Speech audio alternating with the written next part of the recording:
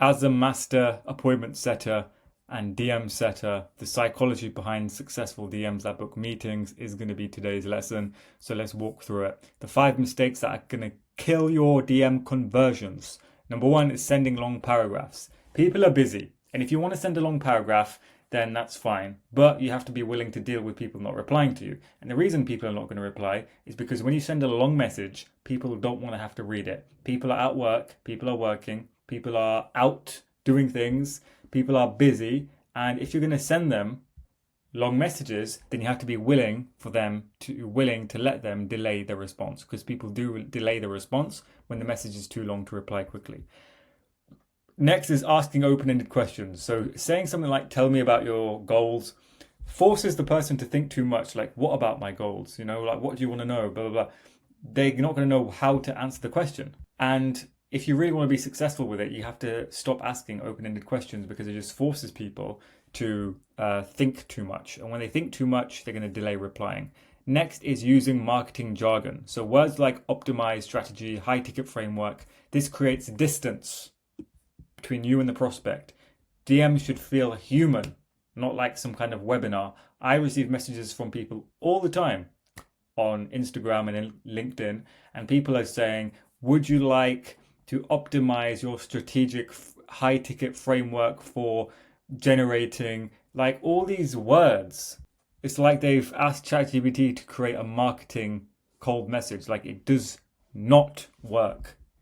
Best businesses, however, for example, the ones that I work with, people who are actual credible coaches, fitness coaches, health coaches, these people keep their messages simple.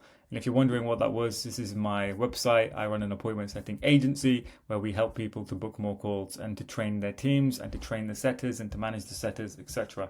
So next is asking too much too soon. If you request too many details early on, the prospect is going to feel overwhelmed. Progress must be step by step. So don't ask all in one message, like, how old are they? What is their occupation? Like, what are they trying to achieve? What is their goal? What is their, If you ask too much, you're not going to get anything. So you need to ask bit by bit by bit. Number 5 is sounding too formal or robotic. DMs are a casual spaces. If you sound corporate or scripted, trust drops immediately. You can throw out the biggest numbers, because this is what people do. You can throw out the biggest numbers. I've done £1 million for this company, or I've done £1 million in sales for this business, and I've worked for this person or that person. They could be super famous. And it doesn't matter if you sound robotic. If you use, as I mentioned before, these buzzwords, if you sound too much like a robot, people are not going to reply. You have to be willing to sound genuine. Okay, so the next thing in this lesson is the 10 psychological rules for high converting DMs. So number 1 is always end with a closed question. Never leave a message hanging. End with something they can easily answer, yes, no, or just one word. A message that's easy for them to reply to is paramount in the DM converting process. Avoid open-ended questions. Guide the response instead of asking them to generate it. What this means is, instead of asking people, hey, tell me about your goals, you're going to say, is your goal to build muscle, or is it to lose weight? Or maybe it's something else, or you could just even shorten that even further. And let's say you're a fitness coach, you could say, is your goal to build muscle, or is your goal something else? And they're going to likely correct you. They're going to be like, oh, it's building muscle, yes, or nah, something else, and they're going to correct you. Number 3 is give 2-word options. So for example, give 2 options. Are you trying to sign more clients, or is it something else? This is what I just said. You want to give options to people for them to choose from. And even 90% of the time when they do choose, people might be thinking, oh, but you're kind of giving them a reply, you're forcing a reply out of them. But when they do select one of your options, which is a likelihood thing, they're going to give you context as well. So give them options. Make replies effortless. So if replying requires them to think for 30 seconds, you lose them. You need people to know the answers and be able to explain the answers quickly. So instead of saying, so what you've been struggling with recently, say, do you feel like you've been struggling more? And if you know your niche, you should know what they're struggling with more. Say, do you feel like you're struggling most with this or this? Or maybe it's even something else.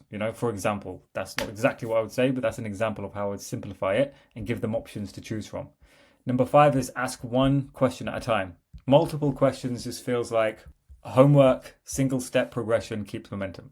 So you want to ask simple questions, allowing them to reply bit by bit, easy, easy, easy, easy, right?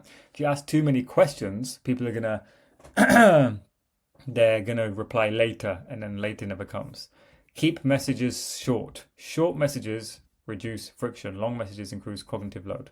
So as mentioned, we're dealing with people who are very busy, whether it's B2B, B2C. People are busy, people are working, people are tied up most of the time, and you don't want to give them too much to read, especially from a stranger. You're a stranger to them. Number 7 is match their energy. If they're casual, be casual. If they're serious, don't be serious, but be more structured.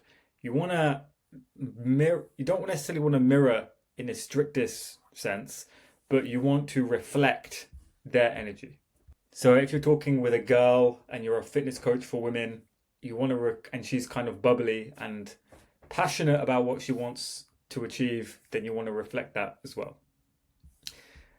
Lead the conversation. Don't let the prospect take you off track. Acknowledge their message, then guide back to your flow. So everyone knows, as a setter, you have message A to message B to message C to message D to message E, etc. Right?